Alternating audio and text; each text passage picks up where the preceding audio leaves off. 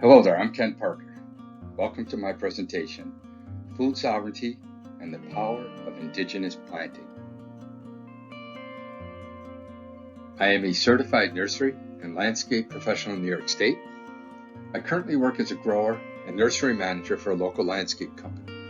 I'm a native plant consultant, and you can find more information on my website at nativeplantguy.com. I'm the founder of Sweetgrass Gardens. My nursery was previously located on the Six Nations of the Grand River Reserve in Ontario, Canada. We specialize in the production and sale of North American species only. Our nursery slogan is "Take a part of history home."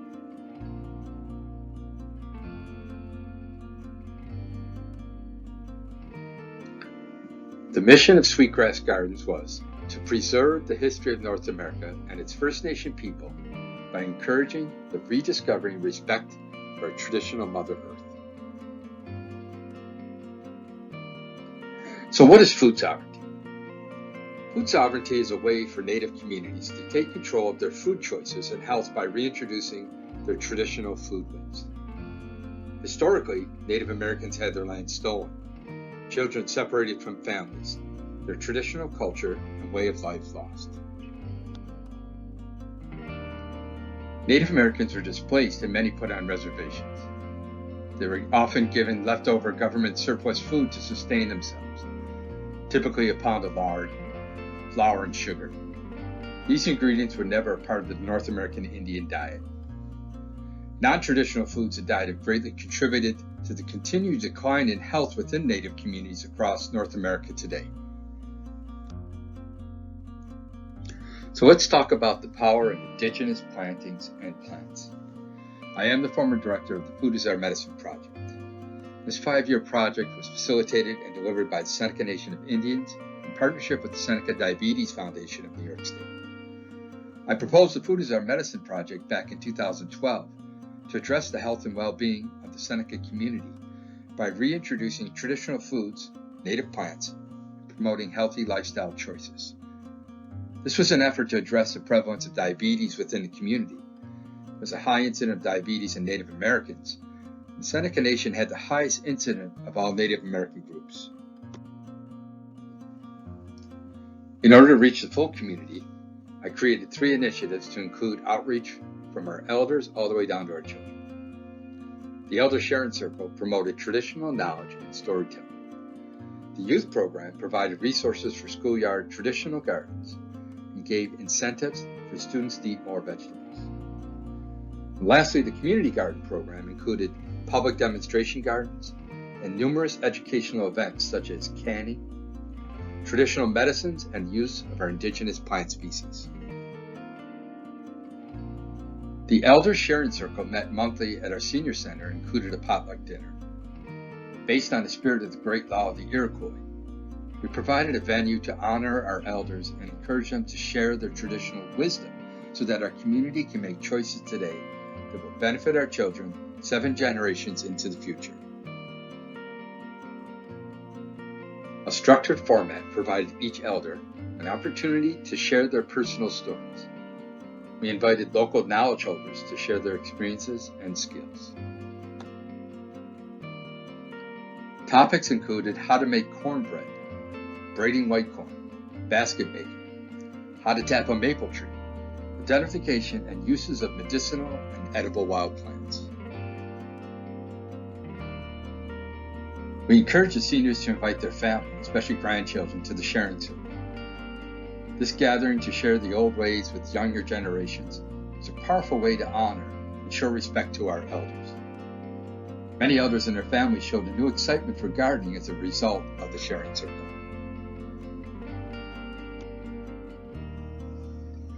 Our youth program partnered with preschool and elementary language immersion school to build and maintain vibrant schoolyard gardens.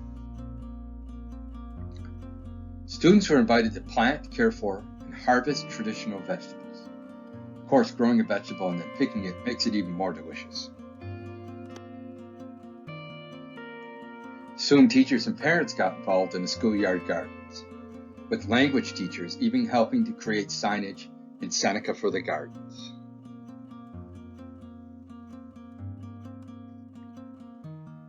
The new gardeners happily showed off their beautiful plants.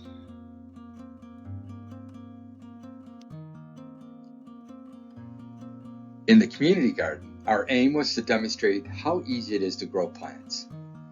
That knowledge and practice had been lost in many cases, whether because of cultural trauma or the convenience of prepared foods. We provided over 35 raised planter boxes for the elders in the community, including the health center, the library, the senior centers. At the height of the program, over 90 families were participating in the gardens.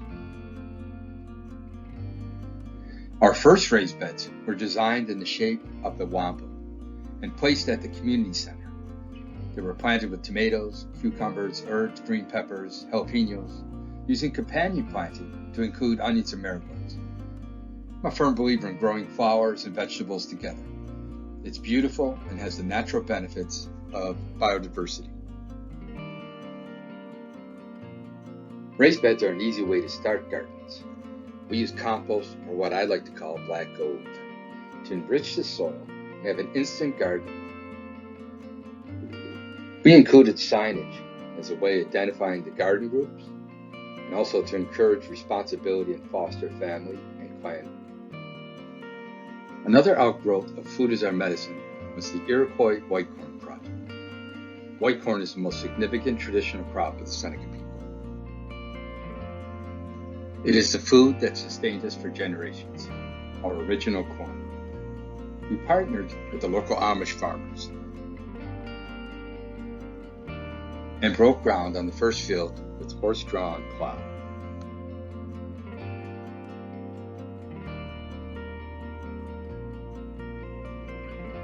Many events were planned around the corn's harvest, including how to braid and dry the corn and how to prepare traditional white corn dishes. By the way, corn soup is my favorite. During the course of the project and other activities, another opportunity presented itself. A local movie theater became available to us, so we booked it for an 8-week documentary foodway film series. These films highlighted healthy food choices, including Farmageddon, Forks Over Knives, Food Inc., The Vanishing Bees, and more. Instead of serving popcorn, we actually had platters of veggies in the lobby. This was free to the public. On most Native American territories across the U.S., fresh produce is not readily available. It is common that grocery stores are inconveniently located miles away, and natives are forced to buy their groceries at gas station convenience stores. So we started a farmer's market. Our market grew to over 40 vendors in a few short years' time and outgrew several early locations. The market supported local growers, small farms, artisans, including our local native artisans and crafters. We decided to celebrate National Farmers Market Week by holding an agri-literacy event for the children. The president of the Seneca Nation read a book to the children called Who Grew My Soup? And each child received a free t-shirt and veggie bucks to spend on the market. Over 100 children, along with their parents, participated. We had asked farmers to have low-cost items available for the kids. Some prepared veggie goodie bags to exchange for the bucks. One of the kids went home and told his mom that the corn read him a story. His mom asked, "What corn?" And he said it was the Indian corn. A bonus of our successful market included a visit from the Mobile Farmers Market. This was an initiative established by the Intertribal Agriculture Council and the Native Food Network. They brought indigenous foods and food products from all over North America, like a food co-op on wheels. Some of the items included canned steelhead fish from Alaska, wild rice from Minnesota, Anasazi beans from the Southwest, as well as native crabs. You can find a list of Native American food producers at indianagfoods.org.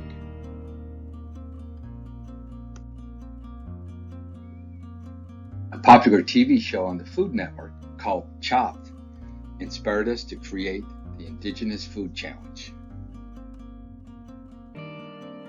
Community members who were contestants received a basket of mystery Indigenous food ingredients and had to create a dish in a short amount of time. Here's a list of some of the ingredients: purple potatoes, yellow squash, sunchokes. Some of the proteins we used were elk, bison, venison, rabbit, and trout. We invited professional chefs who judged the dishes for taste, use of the ingredients, and presentation. Again, all participants were community members, and all of the home cooks created amazing dishes. Food preservation is a very important activity in becoming food sovereign. Unfortunately, this knowledge was quickly lost in the future generations. We held several large workshops to practice safe food preservation, canning a large volume of produce including apples, peaches, and tomatoes. Once again, collaborating with the local Amish community, they built us a large portable canner that we heated with propane. This allowed us to process 64 quart jars at a time. At the peak of our canning events, we produced over 3,200 total quarts of tomatoes, apples, and applesauce. Everyone who volunteered and participated received a free case of canned goods.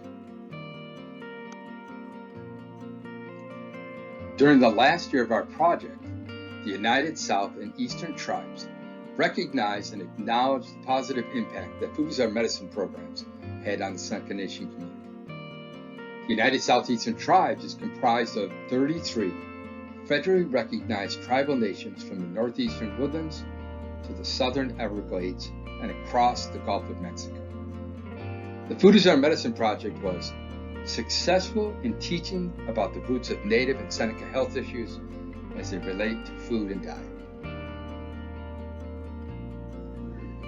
Native plants from a Native perspective. It is critical that we restore, preserve, and maintain species that are significant to the culture of not only the Seneca people, but all Indigenous people of North America. So let's talk about a few plants. Black chokeberry, Aronia, whose berries are high in antioxidants, an excellent shrub for home landscaping. Produces early summer white dome-like flower clusters. In the summer, the leaves are smooth and glossy green, and in fall, they turn to shades of orange, yellow, and burgundy. Serviceberry, or Amelanchier species, is a wonderful woody plant for the home landscape. This large shrub, or sometimes small tree, features profuse white flower clusters in early spring, followed by early summer edible berries in June. Lastly, during October and November in the Northeast, serviceberry produces outstanding, showy golden yellow, orange to scarlet fall colors. Wild bergamot, Monarda fistulosa, is a member of the mint family. In the springtime and early summer, the leaves and stems were often used to make tea. During the summer months, fresh and dried leaves and stems were utilized as a seasoning. It's very similar to oregano. In fact, many tribes across North America use the various Monarda species as a tea and a seasoning herb.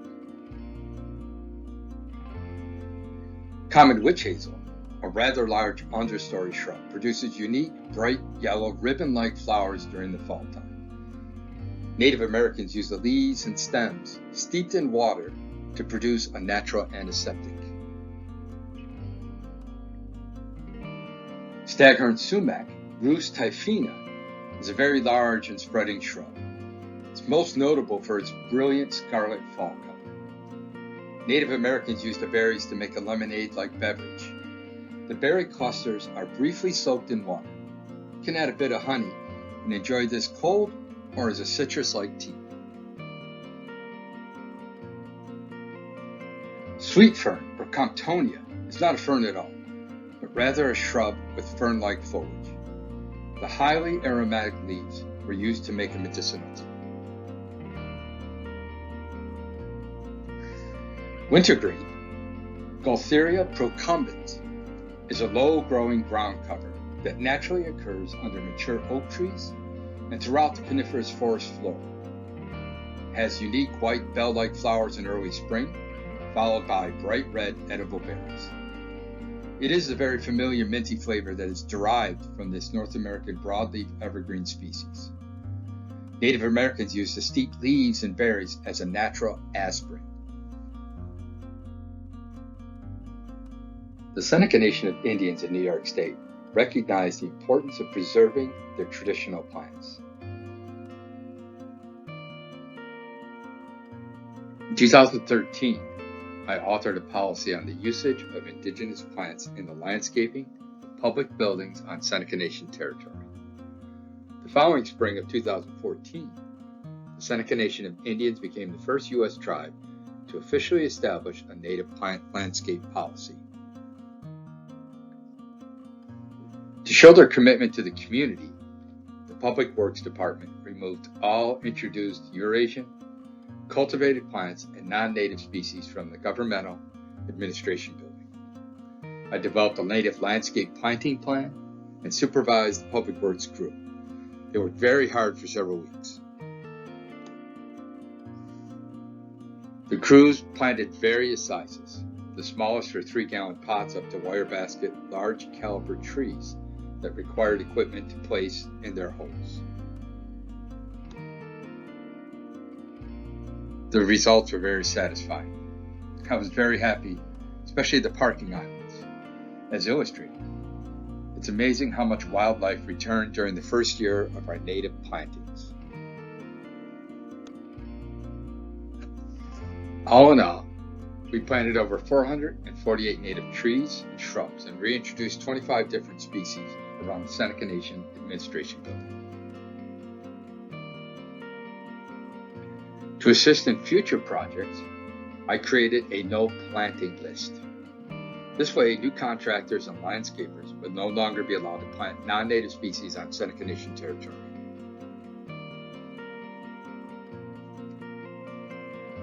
Once again, as with the Iroquois 7-generation philosophy, everything that we do now will affect the next 7 generations. Native people were the first environmentalists. They lived off and coexisted with the land. We see the critical need to restore, preserve, and maintain our traditional plants. They are our medicines, our food, our plants used for dyes, to make tools, and plants used in our ceremonies. Most importantly, we strive to restore, preserve, and maintain our indigenous plants for our children and the next 7 generations. They are our best hope for our future. I greatly appreciate their continued efforts to promote and support food sovereignty within the Seneca community. I'd like to acknowledge the Seneca Nation and Seneca Diabetes Foundation for their commitment to the Food is Our Medicine project. Until we meet again, I'm Ken Parker. Thank you. Nyawe.